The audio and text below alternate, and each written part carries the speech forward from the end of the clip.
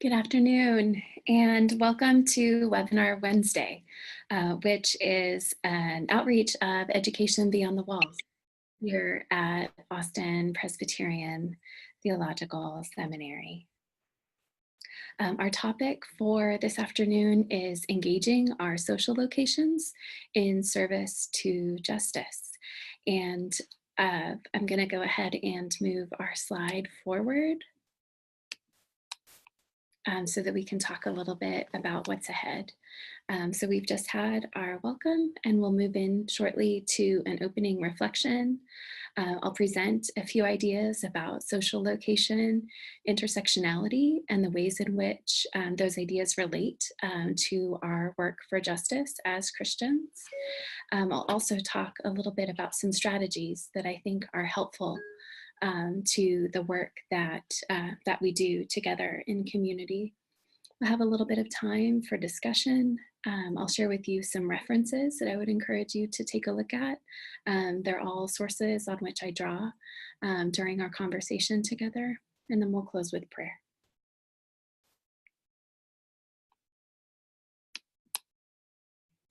So in terms of our opening reflection, I went ahead and listed 3 questions for us to consider as we start to root ourselves in this space and move out of whatever it was we were doing before we got here. So why did I choose to participate in this webinar? What is calling me forth to consider these questions together? In addition, I'd like us to consider what gifts we bring to this conversation. Like what are the strengths, what are the abilities that God has shared with us that will help us navigate this conversation? And then lastly, what is the primary question I bring to this conversation? Okay, so our first slide introduces social location. In short, our social locations consist of the places in society we occupy. Some aspects of social location include race or ethnicity, gender, sexual orientation, class, age, ability, religion, immigration status, and regional identity. And this is not an exhaustive list. This is a list that just kind of introduces the language of social location in a way that I hope is accessible. And we can take a moment and just kind of consider, all right, which aspects of social location resonate with me? What racial identity do I occupy? What gender am I? What's my sexual orientation? And so on and so forth. And I think this question of why it's important to be aware of our social locations is significant for the work that we do in service for justice. The first reason I think that is the case is that our social locations can affect how we read the word and read the world. I imagine that many of you are familiar with the work that Paulo Freire has done on these ideas, especially as we come into a significant anniversary of his work on pedagogy of the oppressed. So when he talks about reading the word, he's talking about our engagement with the written word, correct? With the things we read in class, in the news, online, so engaging with the written word, and also the ways in which we read the world, the ways in which we interpret what's happening in the communities of which we are a part. In addition, it's important to be aware of our social locations because they can affect the ways in which others encounter us. So those readings, those interpretations of the social locations of others sometimes are spot on and sometimes are not. And I think it's important that we're open to learning about the multiple ways in which social locations manifest. So intersectionality is a term that I imagine many of you have heard in a number of different contexts at this point. And I just want to offer first a definition that I'm drawing from the work of Nancy Ramsey, and I'll have a slide that shows the citation for her work at the end of our time together. But Ramsey talks about intersectionality similar to this way. Intersectionality is a meta theory and a set of practices that acknowledge and resist imbalances of power affecting individuals, communities, and social structures.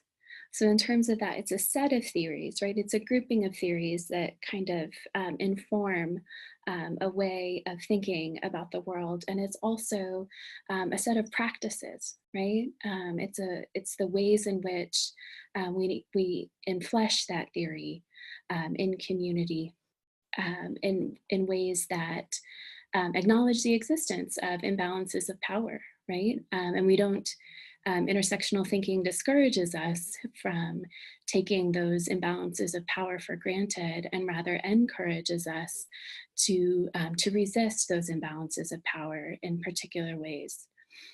So I'm just gonna lift up some of the history of intersectionality in practice. So the meta theory of intersectionality was born in the context of social movements in the United States in the late 20th century. So in terms of that, if I don't know if any of you have seen the documentary on Dolores Huerta's life that's simply called Dolores. But Angela Davis talks in that documentary about how folks involved in the civil rights movement, folks involved in the feminist movement, folks involved in the farm workers movement were practicing intersectionality before there was a term for it, right? So they were involved in these movements for justice in the communities of which they were a part, and acknowledged the ways in which those struggles affected one another. So I imagine many of you have heard the phrase, the struggle is one, before. So these leaders in these movements are starting to see the ways in which their struggles are interconnected. And participants in these movements also negotiated among themselves the impact that their social locations had on imbalances of power within those movements. And one example of that is the experiences of Black and Latino women within feminist movements. Ada Maria Isasi Diaz speaks to that reality in an essay she has called A Hispanic Garden in a Foreign Land, from a collection called Inheriting Our Mother's Gardens, that was written by a group of third wave feminist theologians. And she talks about what it was like for her to be involved in the women's ordination movement in the Catholic Church, and what it was like for her to feel that she'd been born a feminist as a result of her engagement in that movement, and the real gift that brought to her experience of life, of church, of kind of living and moving and having her being in the world. And she also talks about the challenges that she experienced when she started to lift up her encounters with practices that reflected some of those imbalances of power. She talks about some of the challenges that she had in working with other women who were white and Catholic. And she was trying to lift up some of the challenge that their lack of engagement with their privilege presented to her involvement in these struggles, in this struggle for women's ordination in the Catholic Church. So I would really commend to you taking a look at that particular essay, A Hispanic Garden in a Foreign Land, to take a deeper look a closer look at what Isasi Diaz is describing there, because I think she lifts up part of why it's important for us as Christians, for folks who are members of churches, to engage with these systems of privilege and of marginalization.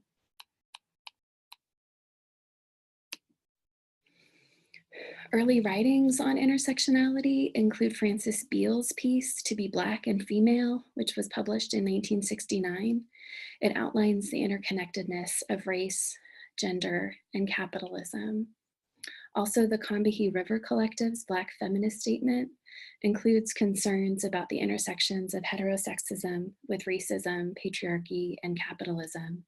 So in terms of that, these second wave feminists, these women who are coming together in the 1960s and 1970s, reflecting on their experiences of life and trying to move forward in ways that acknowledge some of those inequalities. That's part of the work that was being done in community at this time. Later writings include This Bridge Called My Back, writings by radical women of color, and that piece was edited by Cherie Moraga and Gloria Anzaldúa. So that collection is actually in its 4th edition. The most recent edition came out in 2015, and it's bringing together poetry, essays, all kinds of creative work from women of color, and it very much enfleshes some of the principles of intersectionality, which we'll talk about in a moment. For now, I'd like to turn our attention to this notion of intersectionality as a meta theory and look a little bit more at the historical roots of intersectional thinking. So Kimberl Crenshaw introduced the term in the late 1980s. She's a legal scholar and a Black feminist woman. Patricia Hill Collins and Vivian May also have been influential in theorizing about intersectionality. If I'm not mistaken, both of them are sociologists. Vivian May, I believe, teaches in a women's studies department now. As a meta theory, intersectionality recognizes power differentials that affect individuals, groups, and social institutions. And I've listed a few examples of social institutions there of the media, education, politics, and economics.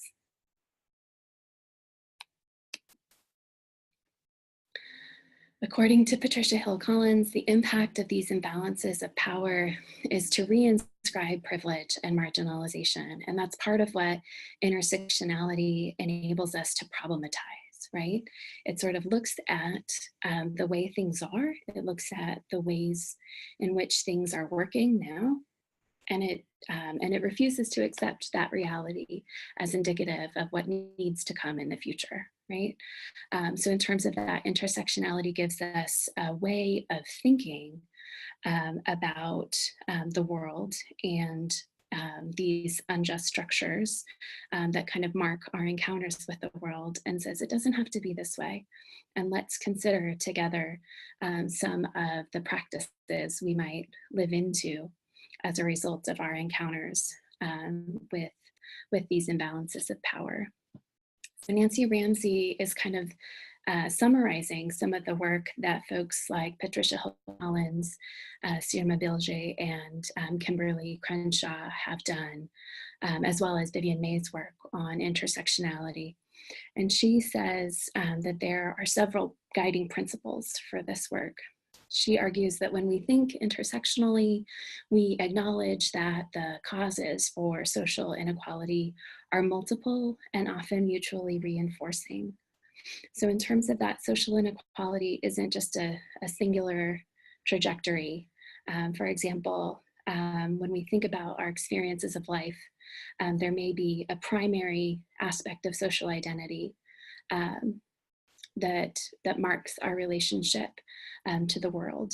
So for example, when someone sees me, they might see, oh, that's a woman right there, because the way that I present myself to the world indicates to them markers that they would associate with women or with femininity, right? So that's one way of thinking about gender, for example. And if we think a little bit more clearly about experiences with gender, for example, the ways in which womanhood can often be associated with motherhood, for example, that women are necessarily expected to be mothers by some members of our society. That can highlight some of our encounters with sexism. And that is an example of a kind of unidimensional approach to thinking about social inequality. Well, when we think intersectionally, we think not only about sexism, for example, to continue with the example that we were just thinking about, but we also think about how interactions with race or ethnic identity affect our experiences of gender, or how our experiences of socioeconomic standing or social class affect our experiences of gender. And part of what the conclusions that we can come to, one of the conclusions that we can come to is that this unidimensional thinking is insufficient to our analysis of social structures.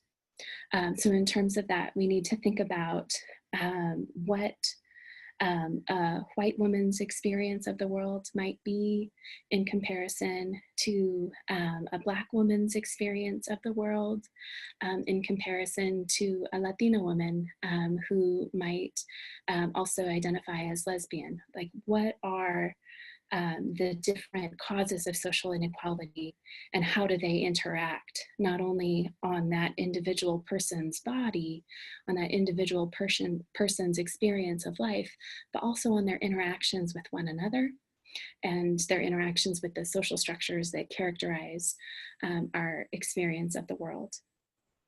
Secondly, when we think intersectionally, we acknowledge the impact that power relations have on the formation of our identities as individuals and as groups, as aspects of our social locations intersect with one another. So very similar to the idea that we were just talking about. Further, when we think intersectionally, we are moved to practice solidarity across differences. And again, that's a phrase that's coming from Ramsey. So Ramsey, in this regard, is pointing to the ways in which Collins and Bilge and Crenshaw and May discourage the kind of analysis paralysis that can set in, right? Where we're busy thinking about the world and considering injustice, and we kind of throw our hands up in the air and say, you know, what else can I really do about it? You know, other than kind of understand that these are the dynamics at work. So thinking intersectionally in its best iteration urges us to move forward, to practice solidarity across those differences. And we'll talk a little bit more about strategies for that solidarity toward the end of our time together today. In addition, when we think intersectionally, we acknowledge the historical roots of social inequalities, and we aim to build coalition in ways that reflect critical engagement with those histories. So I'm thinking about this example in terms of my own experience of coming to these questions more than one racial and ethnic background. So in terms of that, I often pass as white, but I also have Latina roots. And I think about this often in terms of the impact that colonization has had on communities of color in Latin America, especially because I think about just what my skin tone represents, for example, to indigenous folks in Latin America. What are the images that my light-skinnedness might evoke for them in light of this historical reality of colonization? And when I sit with that, and when I talk with folks who come from more indigenous backgrounds, part of what comes up for me is a call to engage the privileges that come along with my light-skinnedness in a way that is responsible, that reflects an understanding not only of intersectionality, but also of the very real lived experiences of indigenous folks in our communities. Like, what is my responsibility to others in light of the legacy of my ancestors? I think that's an important question for those of us who have light skin privilege to reflect on. How might that inform the ways in which we build coalition with one another?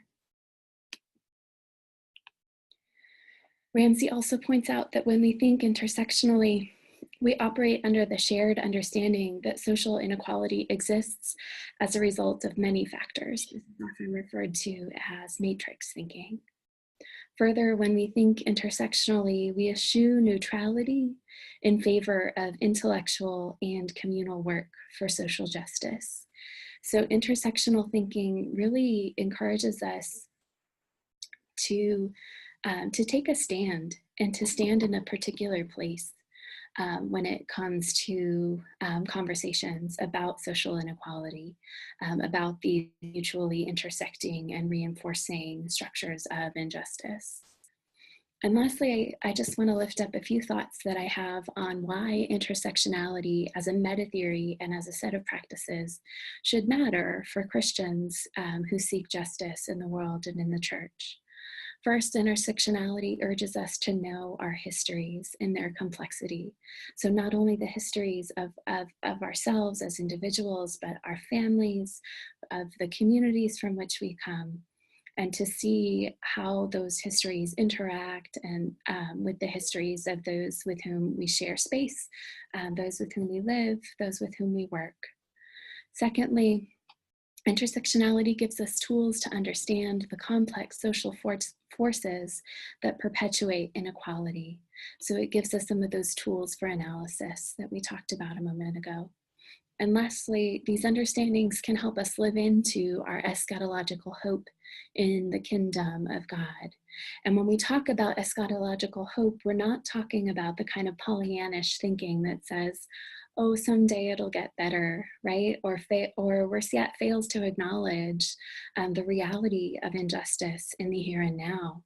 So these understandings help us live into the kind of hope that is practiced, the kind of hope that makes space for a different future, for a future that is more just, for a future that reflects the intention that God has for God's beloved, not only in human form, but also in the form of creation as well.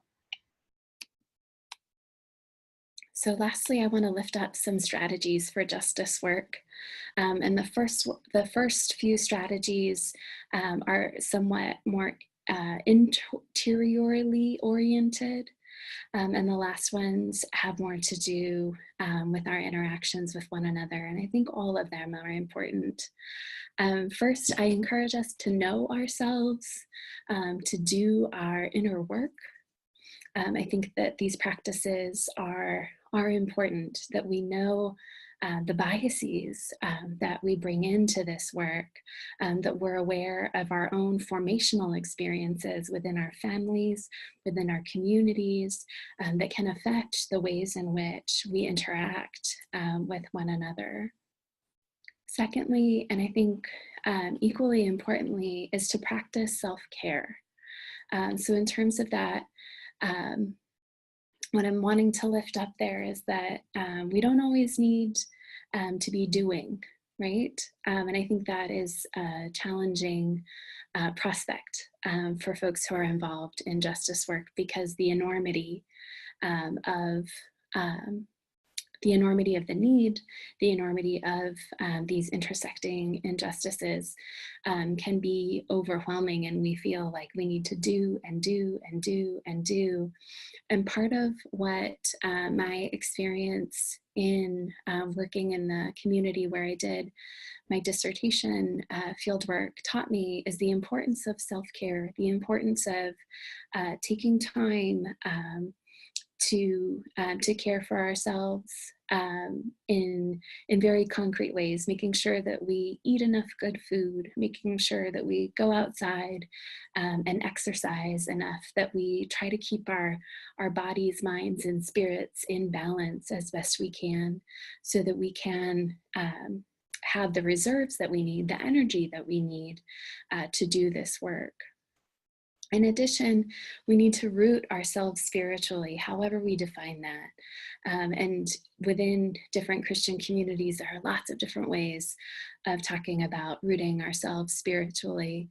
And I just want to lift up that for me, a lot of times this takes the form of music in some way, whether it's singing on my own, whether it's listening to music that helps remind me of God's love, not only for me, but for the communities from which I come, of God's love for the world.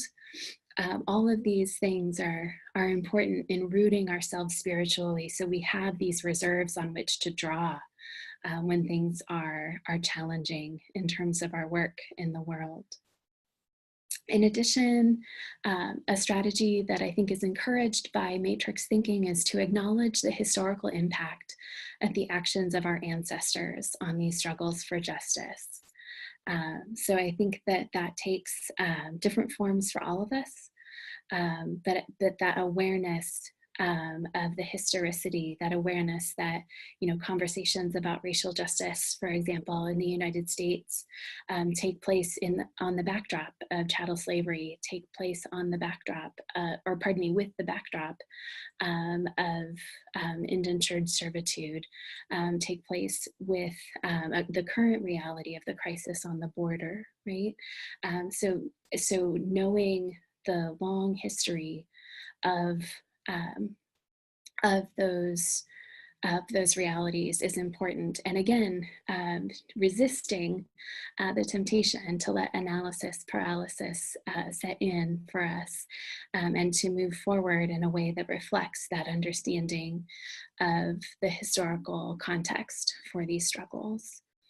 And lastly, I would encourage us to think and act intersectionally, and to let our analyses inform our behavior, and vice versa, right? Let our experiences in community inform our analyses. And I'm going to talk briefly about some of the practices that I observed in the community where I did my dissertation research. It was a Latinx Catholic parish in the greater Los Angeles area that had an amazing group of women who were very much leaders in their neighborhood and in their church. These women were mothers and grandmothers often, and they really understood the reality of the neighborhood in which they lived. And so some of these ideas about how we can think and act intersectionally come from my experiences with them. First, as a person who has light skin privilege, I learned about the importance of listening. I went into that community at a time in my doctoral studies where I was used to having a lot of airtime. I was used to having the mic, for lack of a better way of putting it. And being a part of that community for those 2 consecutive winters for the last couple of years of my doctoral studies really taught me about the importance of listening, the importance of asking questions, the importance of being curious about the realities of folks with whom I might have a lot in common in other ways, but who may not look like me. Right? So, and I think relatedly is this second piece about practicing humility, just to say, not necessarily in words, but in our actions, that we not only care for the person or community with whom we're in dialogue, but we, again, know how to take a step back and learn from the example of the community when it comes to work for justice. Similarly, favoring curiosity over judgment, I think, is a helpful rule in life, but also as a helpful practice in this work for justice. I think oftentimes in communication, especially, it can be challenging to get a sense of where everyone's coming from. So I think it's important that we ask questions like, am I hearing you right? Did I hear this, that what you're saying well? And being open to hearing, no, that's not quite right. Let me share with you a little bit more about my own perspective. So again, favoring curiosity over judgment. And these last two kind of go hand in hand, trusting the wisdom of the group, and following the lead of those whom imbalances of power affect most acutely. And I think this last piece can be particularly challenging for those folks who, again, are used to having the mic, right? Are used to having more airtime as a result often of our light skin privilege. So following the lead of those whom imbalances of power affect most acutely, acknowledging that our experiences as light-skinned folks do not reflect necessarily the experiences of people of color, and really working from that acknowledgement in a way that is productive for everyone. So again, I think that involves often taking a step back and allowing space, making space for the leadership of folks of color, for example, to emerge. So some of these texts are ones that I referred to in the presentation. So Katie Cannon, Isasi Diaz, Kwakwilan, Russell all edited this text, Inheriting Our Mother's Gardens. We've got Collins and Bilge's work on intersectionality, as well as that of Crenshaw and of May. This Bridge Called My Back, edited by Cherie Moraga and Gloria Anzaldúa. And then again, Pastoral Theology and Care, which is the text that Nancy Ramsey edited on critical trajectories in theory and practice, on which I drew pretty heavily toward the end of the presentation. So I'm going to invite us to just take a moment and breathe a little bit as we enter into our closing prayer.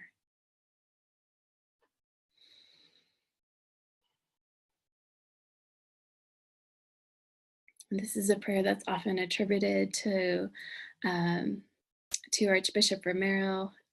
There's a contested history there about the authorship that I would encourage you to explore in some research online. But all that is to say, I think this prayer is helpful in lifting up our needs, in acknowledging what we can do, and acknowledging what the community can do, and acknowledging what God can do in this work for justice. Let us pray.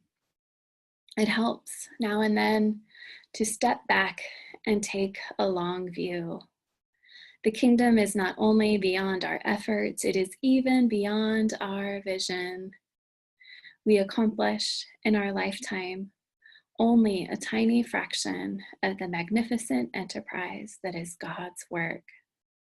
Nothing we do is complete, which is a way of saying that the kingdom always lies beyond us. No statement says all that could be said.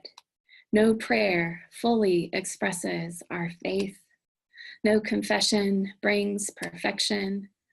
No pastoral visit brings wholeness. No program accomplishes the church's mission. No set of goals and objectives includes everything. This is what we are about. We plant the seeds that one day will grow. We water seeds already planted, knowing that they hold future promise.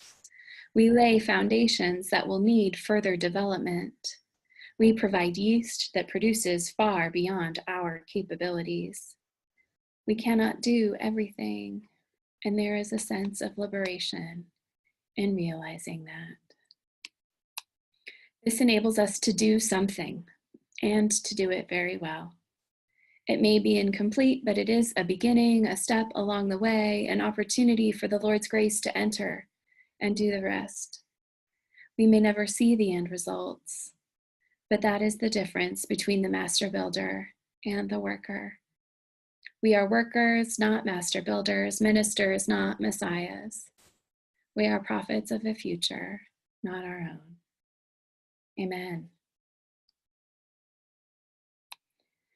Thank you for your time, all. I appreciate your presence. If there are further questions or concerns, I'm happy to stay on to chat a little longer. Thanks for being here.